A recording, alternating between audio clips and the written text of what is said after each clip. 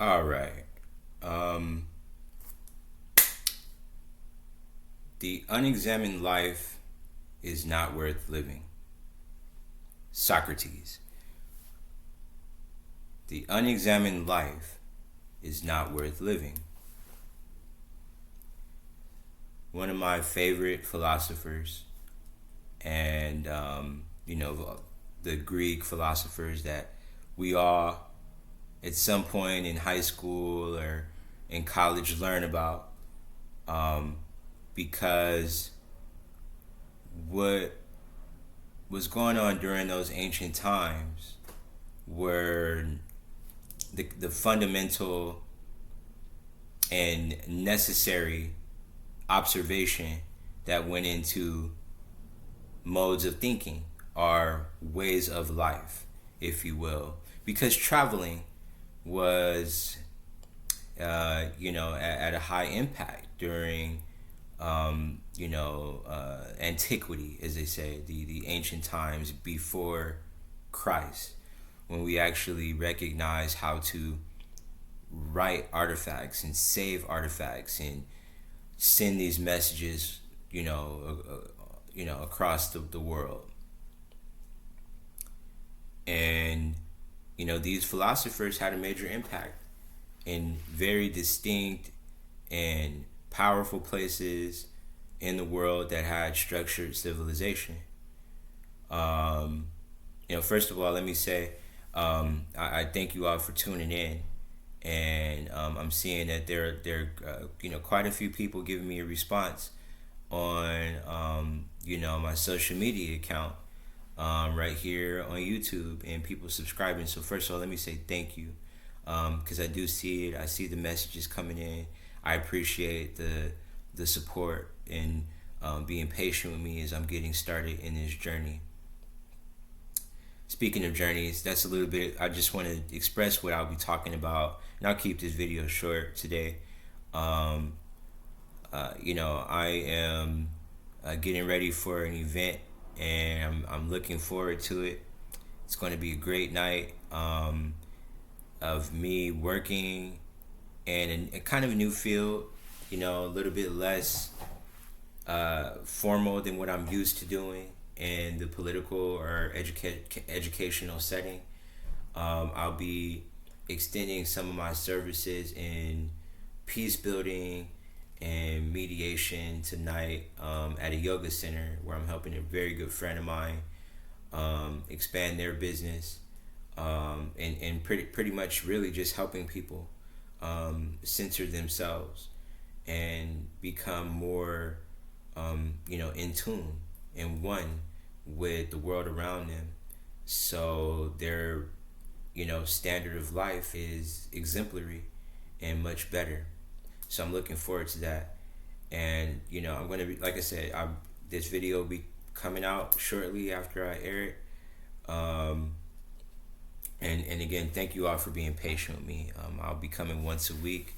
And yeah, feel free to share and let people know what we're doing here, which is bringing everybody together. Um, on my channel, obviously, from my perspective and my lens, but I will incorporate as many people as I can.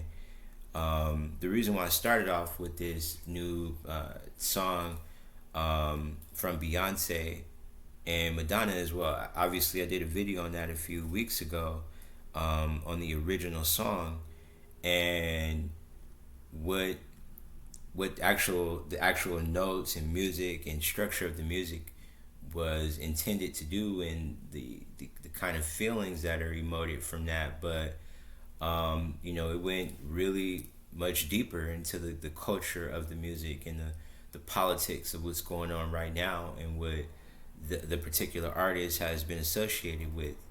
And now in turn there's a remix, which is a pretty interesting song, quite elusive and captivating.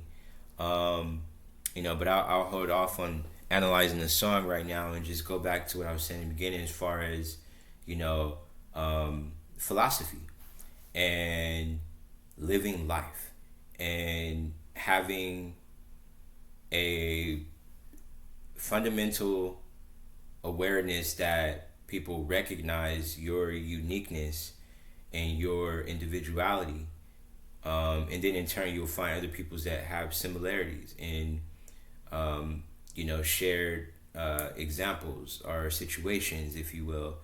But then you'll see that there's a bigger dynamic at play when there um, you know institutions involved, or spirituality involved, that said, what people believe in, or education, or background, or nationality, where one comes from. Discussed this a little bit in one of my other videos. I forget which one, but a lot of these topics overlap. And specifically what I'm saying about how, your background has a lot to, do with how you go about your way of life. But really, it comes down to what your intentions are, and what your experiences are determining from your intentions, right? So I think it was the finding peace, love, and harmony in times of disarray, because I talked about a lot in that video, particularly you know the kind of heated battles between institutions, right? And I think that will be the primary crest of what I'll be talking about, because there's so much stuff going on across the whole United States, and heated battles in politics and in the media particularly. And by the way, I noticed that I do have a few people on my channel subscribed from outside of California, and I'm very excited about that and happy to see that. And I won't be just limited to California necessarily, because a lot of these topics are universal really, but they go beyond borders and beyond culture. And a lot of our culture comes from where we are particularly situated in our local setting, or state, if you will. This the state politics, of what's going on. People are going to feel different about energy consumption and use in California, where I live, versus in Alaska, right? Because it's just totally different circumstances. Going back to Beyonce, and her new song with Madonna, a remix on her, from her new album and hit song that's out right now this summer, called Break My Soul. And it's totally different as far as structure and harmonic sequences from the original song. Obviously that's what a remix is supposed to do, right? Is add a mixed interpretation of what the original music intended. And to me, because I study this kind of stuff constantly, and I look at the fine kind of crucial small little details in between the notes, or in between the lines, if you will. But I'll shy away from saying what I actually felt from getting some air rounds and tunes of the music cycling, because this video is not about that. It's about what the actual song is doing, right? It's a song about meditation. They are meditating quite literally in that song, and almost venting some of their trials and tribulation, are key observations from their standpoint. Being mainstream, popular, globally recognized singers. Madonna, the Queen Bee, and Material Girl, Beyonce, Queen Bee, and Madonna, the famous It Girl, Material Girl, that pretty much was instrumental in creating pop music into pop culture. I mean, I can do like almost a 2-hour video on Madonna, in which she's just done as an icon, right? For women, particularly young women, for suburban culture, right? Pop culture, teen culture, right? Media culture. You know, this woman is influential, so influential, and you know, I'm referenced to one of my other videos, you know, finding peace, love, and harmony in times of disarray. But in the video that's basically going to be an addition to this video, or was the foundation of this video, Beyonce's poetic justice. You know, what she's done as a cultural icon. So there's obviously a meeting of minds in this song is where I'm going with that, and they are quite frank and blunt in their music is what this is all about. In that remix of "Break My Soul," where Beyonce, and I'm going to add some, you know, I try to add resources in my links into my feeds right here in sources. But you know, Beyonce, she calls her the queen. You know, it's called "Break My Soul," the Queen's remix, right? Listen to that song, man. You know, guys, it's important, you know, to you know, keep up with what's going on in the times, you know, and the way these things, as I said, are communicated and you know, interpreted through song. Instrumentally or not, the music defines them rationing out how they're feeling and the kind of spiritual awakening that they're going through that music. And you know, by the way, that's what you do during meditation. You know, you sit in a fixed position. I have my yoga mat in my here. I utilize that from time to time, and I'll probably show everybody how to do that, how I do it, ways to do that. But you know, you're in lotus position. You're focusing thoughts. You're focusing energy and force in different parts of your body.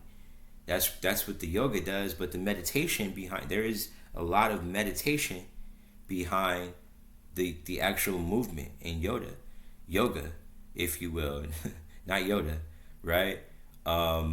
He was a great meditator, and a great mover, but there was a center there, you know, and there was a thought behind that, whether people liked it or not, whether it was a pure thought or not, whether it was a good thought or not. That's why you're in that position to sit there and think about it, right? That's what we call mindfulness nowadays. Okay, so, because I'm going to keep this video short, I promise I will. And because there's so much stuff that I want to cover, and you guys have, you know, seen me on social media. I've been a little bit occupied with other tasks, as I said earlier in this video. I have an event tonight. But I have, you know, not shied away, even though it's my teacher relaxed summer, couple of weeks before school starts. You know, I'm expressing myself, you know, here and openly for reason, and on social media publicly and openly for reason. Not just because I'm a city official, a teacher, but because I really feel this way. And it's good for people to kind of separate the, you know, the person from the image, so to speak, right? And in all candidness, because what goes on nowadays is people, because we have all so much information, it's all influx and tied together and given out so fast, we don't really get the time to sit back and say, you know, to yourself, this is who I am. This is what I want to do. This is what I represent. Not my job. Not the way you saw me on the street, you know, or in a school, or at the grocery store, you know. Um, this is what I believe. And, one of the things I talked about on my social media, one of the last kind of serious posts that I put out was a video on, a bunch of professors across the United States that I follow. We stay in contact. Very popular guys. Just so happen to be all African American males, but I get a lot of information from a lot of places, but I focus in on how these professors, astute collegiate scholars that just so happen to look like me, of the same hue, how they feel about this stuff, what they're looking at, because most of them are my senior, a couple of years my senior, so I'm observing. And one of the things that Dr. T. Hassan Johnson, I just want to give him a shout out, because he's doing some great work and bringing a lot of these guys and professors and research work together on a mainstream level, right? He did a great video on colorism and what it actually means to men of all backgrounds, but what it means to men, right? And so it's a great video. I'll probably link it. But you can always just follow it on check it out on my Facebook. But back to the subject of what I'm talking about on this Beyonce song with Madonna. First of all, listen to the song. Try to check out the album, Beyonce's new album, Renaissance, because she's talking about herself a lot. She's venting to the world about what she's observed and what she's seen, so to speak. Being a celebrity and mainstream singer most of her life, but there was times where she wasn't always that popular, and it makes me think about Lizzo, because her and Lizzo have been in the media recently about their lyrics. As a matter of fact, Beyonce had to, more recently in her new album, and so did Lizzo, have to edit out lyrics in their song using some somewhat derogatory lyrics, which when I heard the song, and I heard both the songs and where they used those lyrics, and I think they did both replace them, they edited them out, but honestly they still sounded the same. I still felt the same kind of vibe from hearing it edited out, and even the words almost sound, even though they were replaced, very similar words, and where they were offending people with mental disorder or physical disorder specifically, handicap, disability, if you will, and it's nothing to joke about, especially when you have a platform. I've done a few videos talking about that and how I particularly have an outlook on people with platforms, even myself as a teacher, to have to use words correctly and be sensitive to those things. It's, so for Lizzo and Beyonce to apologize, it's important, and for them to change the lyrics is even more important. They should be commended for that. So it's not a pat on the back kind of thing. It's, you should be consciously aware of that and acknowledge your mistake. But there are various factors to what's going on with the, cancel culture and music identity, pop culture identity. And there's a difference when you're being blunt and kind of mean and cruel to where you're making a kind of honest mistake that deserves a slap on the wrist. I think about 50 Cent. That's right. 50 Cent is going to be incorporated into Saray Rogers' videos right here, because he himself blatantly disrespected Madonna, calling her out for her photos that she posted on Instagram with her on her bed, with her legs up and he's saying, "Oh, you're not a virgin. You're 60 something years old. You need to calm it down," or something like that. I'll link the video. I'll link the article. And it's just why what's the point of that? That's why we have that kind of music coming out, to where it's so, as I said, elusive and ephemeral, to where there's no room for interpretation. They were venting in that song, and they made some masterful art out of it, and I'll commend any artist for doing that. Doesn't matter who you are, man or woman, where you come from. That's what art's supposed to do, is determine who we are in a kind of positive light and clear way. Have a good one.